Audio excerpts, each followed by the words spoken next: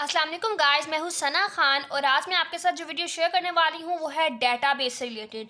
तो हम इस लेक्चर में मैं आपको बताऊंगी कि हम क्वेरीज को किस तरह से लिखते हैं फॉर द डिफरेंट सिनेरियोज जो कि आपको पेपर्स में पूछे जाते हैं। तो गाइस, डेटाबेस मैनेजमेंट सिस्टम के हवाले से एक मोस्ट इंपॉर्टेंट क्वेश्चन मैं आपके साथ लेके आई हूँ।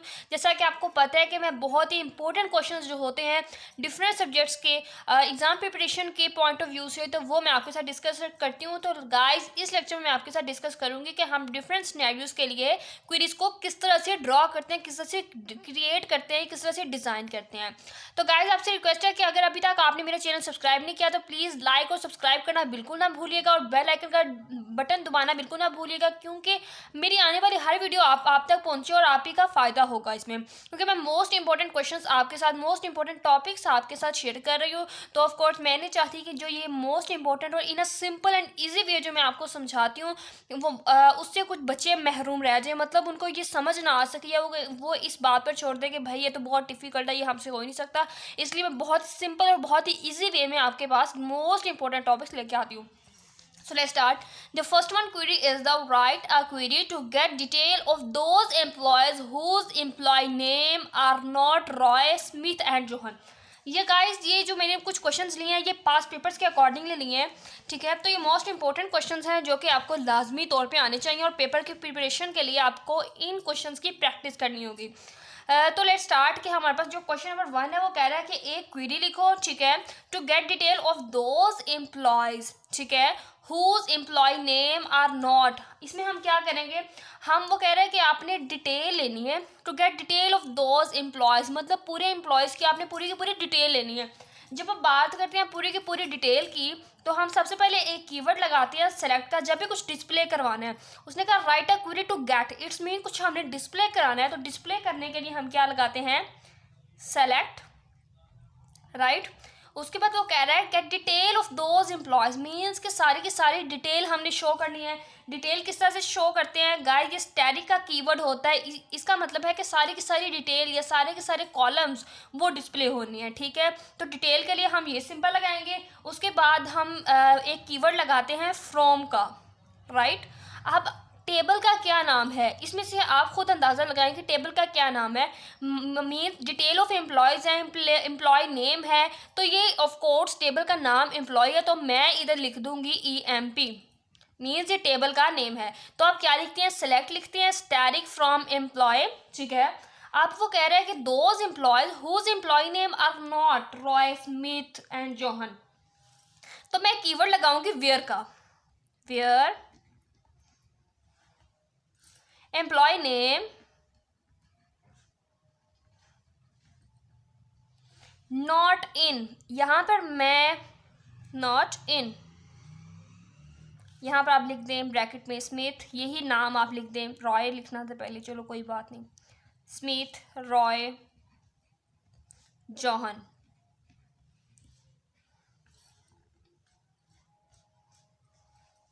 गाइस, ये है क्वेरी। उन्होंने कहा था कि एम्प्लॉय का एक टेबल है, ठीक है। एम्प्लॉय की बात हो रही है तो ऑफकोर्स एम्प्लॉय का ही तो टेबल है। तो एम्प्लॉय का टेबल है तो हमने सबसे पहले किसी भी चीज़ को जब डिस्प्ले करवाना होता है तो हम लिखते हैं सेलेक्ट, इसलिए मैंने सेलेक्ट लिखा। उसके बाद वो कह रहा है टू गेट डिटेल, डिटेल का मतलब है कि पूरी की पूरी डिटेल या पूरे के पूरे कॉलम्स, जब भी हमको पूरे के पूरे कॉलम्स को शो करना होता है तो हम स्टैटिक का कीवर्ड लगाते हैं, फ्रॉम टेबल का नेम लिखते हैं। टेबल का नेम क्या है, एम्प्लॉय, ठीक है। अब वो कह रहा है कि उसने कंडीशन दिया, कंडीशन के लिए हम एक क्लॉज लगाते हैं वेयर का, ठीक है। वेयर लिखा, whose employee name are not in, not मतलब रॉय भी ना हो, स्मिथ भी ना हो, जॉहन भी ना हो, तो इसके लिए हमने एक कीवर्ड लगाया है नॉट इन का, कि हमारे पास ना स्मिथ हो, ना रॉय हो, ना जॉहन हो, ठीक है। बिल्कुल इसी वे में गाइस, ये थोड़ा सा आपको डिफिकल्ट लगेगा, लेकिन अब देखिए मैं आपको इसी क्वेश्चंस में बहुत ही सिंपल वे में मैं बताऊंगी। मेरे आई थिंक मैं 10 क्वेश्चंस आपके साथ डील करूंगी, आपको समझाऊंगी, डिस्कस करूंगी आपके साथ, तो वो आपकी जो भी एबिलिटी होगी समझने की बहुत ज़्यादा आसान हो जाएगी, देखना बहुत ही सिंपल होगा आपके लिए। The second one question the show E name and sal grade of all employees working in Adam department, ठीक है। आपने क्या शो करना है, शो करना है तो इसका मतलब है हम लगाएंगे सेलेक्ट, कुछ भी डिस्प्ले करना है या शो करना है तो हम लगाते हैं सेलेक्ट ई नेम, इधर मैं लिख देती हूँ ई नेम एंड सेल ग्रेड, तो मैं इधर लिख देती हूँ सेल ग्रेड, जो चीज़ हमने शो करनी है वो मैं इधर लिख देती हूँ। Of all employees, it's mean from लिखूँगी मैं, ठीक है। टेबल का नेम क्या है, एम्प्लॉय, तो मैं इधर लिख दूँगी EMP, ठीक है। अब कंडीशन की बात कर रहे हैं वो वर्किंग इन एडम डिपार्टमेंट, तो मैं लिखूँगी वेयर डिपार्टमेंट, डिपार्टमेंट उसने कहा है आदम डिपार्टमेंट, तो मैं where department is equal to Adam, यही, ठीक है। मतलब उसने कंडीशन बताई है कि आपने उन एम्प्लॉयज़ का सैलरी ग्रेड और नेम शो करना है जो कि आदम डिपार्टमेंट में वर्क कर रहे हैं। तो मैं लिखूंगी कंडीशन में लिखूंगी सबसे पहले वेयर लिखूंगी, क्योंकि कंडीशन के लिए वेयर होता है। उसके बाद डिपार्टमेंट जहां पर उसका आदम हो, तो मैं लिखूंगी where department is equal to Adam. Okay, next guys हम मूव करते हैं क्वेश्चन नंबर 3 की तरफ। Write a query to display name and name of all employees work in Smith department. हमने एक क्वेरी लिखनी है टू डिस्प्ले करने के लिए, तो गाइस मैं लिखूंगी सेलेक्ट। नेक्स्ट हमने क्या डिस्प्ले करवाना है, नेम एंड नेम, तो मैं यहाँ पर लिख दूंगी नेम, ये नेम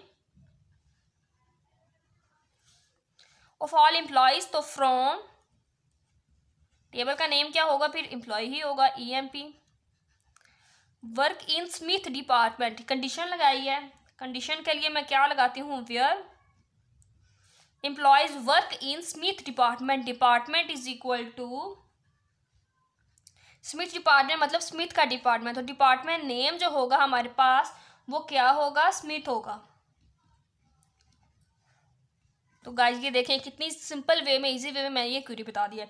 आपको ये जो कन्फ्यूजन होगी, डिफिकल्टी होगी, आहिस्ता आहिस्ता और बहुत ज़्यादा अच्छे से क्लियर हो जाएगी। नेक्स्ट क्वेरी है write a query that display employee number from the employee table. हमने क्वेरी लिखनी है दैट डिस्प्ले करने के लिए, तो डिस्प्ले के लिए मैं लिखूंगी सेलेक्ट, क्या डिस्प्ले करना है, एम्प्लॉय नंबर, मैं इधर लिख देती हूँ एम्प्लॉय नंबर, फ्रॉम लिख दिया, एम्प्लॉय टेबल, टेबल का नेम क्या है, EMP, तो मैं लिखूंगी EMP। तो गाइस ये कितनी सिंपल क्वेरी थी। नेक्स्ट मूव करते हैं write a query that displays the columns employee number and name from employee table. इसमें इस क्वेश्चन में इस क्वेरी में क्या उसने कहा था कि एम्प्लॉय नंबर की, मतलब एम्प्लॉय नंबर को डिस्प्ले करना है, एक कॉलम को डिस्प्ले करना है। इस क्वेश्चन में एम्प्लॉय नंबर को भी डिस्प्ले करना है, इसके साथ नेम को भी डिस्प्ले करना है, मतलब कॉलम एक से ज़्यादा कॉलम को डिस्प्ले करना है। इधर सिर्फ एक कॉलम को हम इस तरह से डिस्प्ले करते थे कि एक कॉलम का नाम लिख देते थे। अब एक से ज़्यादा कॉलम होंगे तो बिल्कुल उसी वे में ही हम करेंगे, सेलेक्ट, कुछ डिस्प्ले करने के लिए लिखा सेलेक्ट, कॉलम्स कौन से कॉलम्स हैं, EMP नंबर, नेम, जितने भी कॉलम्स को डिस्प्ले करना है बिल्कुल इसी वे में हम डिस्प्ले करेंगे, वो कॉलम्स के नेम ऐड कर देंगे। बट मैंने आपको बताया कि अगर हमें सारी के सारी डिटेल, सारा का सारा डाटा को अगर डिस्प्ले करना है तो फिर हम स्टैटिक कीवर्ड यूज़ करते हैं, फ्रॉम एम्प्लॉय, तो मैं लिखूंगी यहाँ पर फ्रॉम एम्प्लॉय टेबल, मीन्स के टेबल का नाम है EMP, राइट। अब हम मूव करते हैं क्वेश्चन नंबर 6 की तरफ। Write a query that displays all columns from the employee table. बिल्कुल उसी पे मैंने आपको ऑलरेडी बता दिया कि हमने एक क्वेरी लिखनी है जो कि डिस्प्ले करती है, इट्स मीन मैं लिखूंगी सेलेक्ट ऑल कॉलम, सारे के सारे कॉलम्स, तो सारे के सारे कॉलम्स या सारी डिटेल, ये सारा डाटा जब हमने शो करना होता है तो हम लगाते हैं स्टैटिक का keyword, static from EMP, from EMP table का नेम है तो मैं फ्रॉम का कीवर्ड लिखा और EMP जो कि टेबल है। नेक्स्ट बात करते हैं क्वेश्चन नंबर 7 की। Write a query that displays name, job and sal columns of employee table in descending order by salary.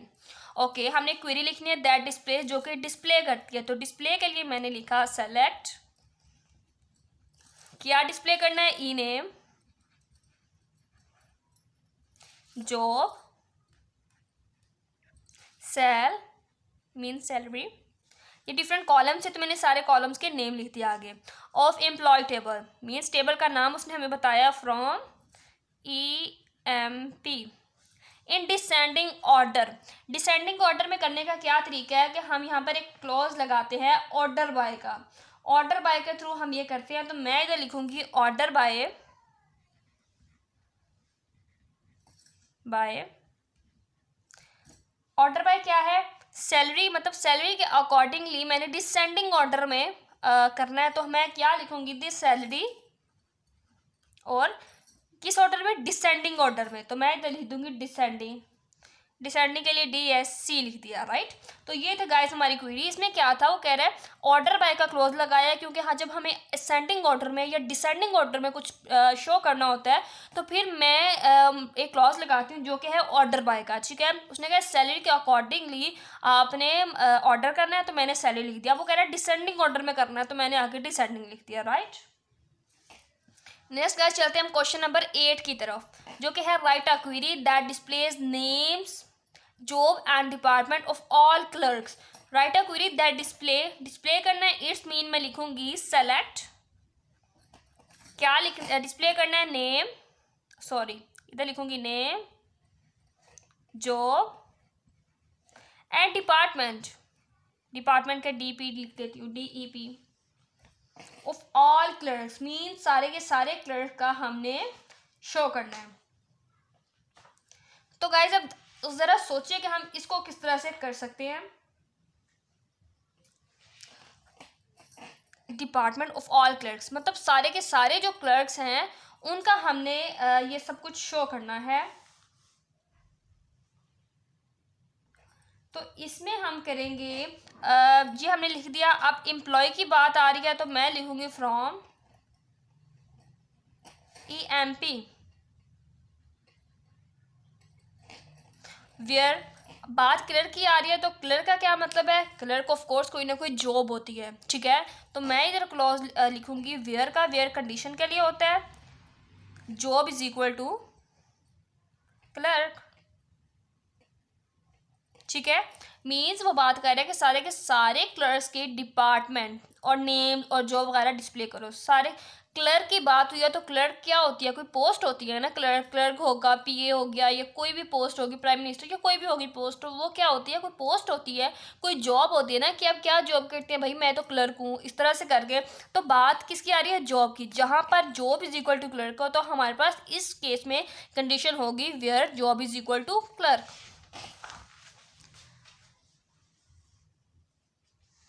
Ji guys next हम वो कह रहे हैं क्वेश्चन नंबर 9 की तरफ, जिसमें बात की जा रही है कि right a query that displays all department names with department number greater than 20।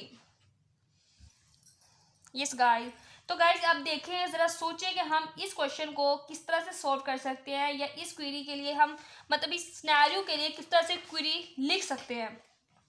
तो सबसे पहले क्या बात आ रही है, write a query that display, हमने कुछ डिस्प्ले करना है, इसका मतलब है डिस्प्ले करना है तो हम लगाएंगे सेलेक्ट, राइट। अब क्या डिस्प्ले करना है हमने, डिपार्टमेंट नेम, डिपार्टमेंट नेम को मैं लिख देती हूँ D नेम शॉर्टकट, ठीक है। Department name with department number, तो डिपार्टमेंट नंबर भी लिखूंगी यहाँ पर DEPT लिख देती हूँ, डिपार्टमेंट और नंबर, ठीक है। With department number greater than 20, ये उसने हमें एक कंडीशन दी है कि जहाँ पर डिपार्टमेंट नंबर जो है वो हमारे पास ग्रेटर देन 20 हो। तो मैं यहाँ पर पहले वो लिखूंगी कि फ्रॉम EMP जो टेबल का नेम है, सॉरी इसमें आप देखें कि EMP एम्प्लॉय की तो बात ही नहीं हो रही, यहाँ पर बात हो रही है डिपार्टमेंट की। तो हमारे पास टेबल का जो नेम हम सोच रहे हैं वो क्या होगा, डिपार्टमेंट ही होगा, DEPT, राइट। तो ये हमने एज्यूम किया कि भाई टेबल में आप देखें इसमें सारी बात ही डिपार्टमेंट एम्प्लॉय की तो बात ही नहीं हुई, तो इट्स मीन के जो टेबल का नेम है वो भी डिपार्टमेंट ही होगा। अब कंडीशन की तरफ चलते हैं, वेयर लगाया हमने कंडीशन के लिए, where department number greater than 20, तो मैं यहाँ पर लिख देती हूँ डिपार्टमेंट नंबर ग्रेटर देन 20। देखा आपने कितना सिंपल वे में हमने लिख दिया according to the scenario. Next move करते हैं गाइस हम लास्ट क्वेश्चन की तरफ, write a query that displays those employees whose salary is between 1000 and 2000। हमने क्वेरी लिखनी है दैट डिस्प्ले करती है, तो इट्स मीन मैं लिखूंगी यहाँ पर सेलेक्ट दोज एम्प्लॉयज, ठीक है। एम्प्लॉयज को हमने शो करना है, डिस्प्ले करना है। तो जब एम्प्लॉयज की बात आई है कि मतलब दोज एम्प्लॉयज को हमने करना है, तो गाइस इसके लिए हम किस तरह से कर सकते हैं, कि दोज एम्प्लॉयज़ हुज सैलरी, बिल्कुल उसी वे में मैं लिखूंगी कि एम्प्लॉयज़ को शो करना है। इट्स मीन कि मैं एम्प्लॉय नेम लिख देती हूँ यहाँ पर, EMP नेम, अपनी मर्जी से आप लिख सकते हो, ठीक है। EMP नेम या ई नेम कर लो, आप ई नेम कर लो, ज़्यादा शॉर्ट हो जाएगा, ठीक है। उसके बाद ये सैलरी का जिक्र हुआ, इसमें मैं सैलरी भी लिख देती हूँ, ठीक है। और एम्प्लॉय नंबर अब अगर आप लिखना चाहते हैं तो आप वो भी लिख सकते हैं। तो फ्रॉम टेबल का नेम क्या होगा, इसमें देखिए आप एम्प्लॉय का जिक्र हो रहा है तो इट्स मीन टेबल का नेम जो होगा वो EMP होगा, यानी एम्प्लॉय होगा। उसके बाद कंडीशन वो कह रहा है whose salary is between 1000 and 2000, जहाँ पर सैलरी जो होगी वो क्या होगी, 2000 एंड 2000 के बिटवीन होगी। तो मैं इधर लिखूंगी कंडीशन के लिए वेयर सेल यानी सैलरी वो क्या होगी, बिटवीन होगी। तो बिटवीन के लिए मैं बिटवीन का एक कीवर्ड लगाऊंगी, ठीक है। किसके बिटवीन होगी, 1000, यहाँ पर 1000 लिखा और एंड का कीवर्ड लगाया, और किसके बिटवीन होगी, 2000, तो यहाँ पर मैंने 2000 लिख दिया, ठीक है। बिल्कुल इसी वे में हम बिटवीन का जो क्लॉज होता है उसको यूज़ करते हैं। तो गाइस ये देखें, ये था मेरा आज का लेक्चर जिसमें मैंने आपको बताया जो कि डेटाबेस से रिलेटेड है, जिसमें मैंने आपको मोस्ट इंपॉर्टेंट क्वेरीज के बारे में बताया कि हम मोस्ट इंपॉर्टेंट क्वेरीज कौन सी हैं, उनको किस तरह से हम सोल्व करते हैं, जो कि पेपर्स के पॉइंट ऑफ व्यू से बहुत इंपॉर्टेंट है। तो गाइस अगर आपको मेरी वीडियो अच्छी लगे तो लाइक और सब्सक्राइब करना बिल्कुल ना भूलिएगा, अपने फॉलो से फ्रेंड्स से सबके साथ शेयर करें। और गाइस अगर आपको किसी भी पॉइंट की समझ नहीं आई है या किसी क्वेरी की समझ नहीं आई है जो कि मैंने आपको बताई है मोस्ट इंपॉर्टेंट क्वेरीज, तो गाइस आप मुझसे कमेंट बॉक्स में पूछ सकते हैं।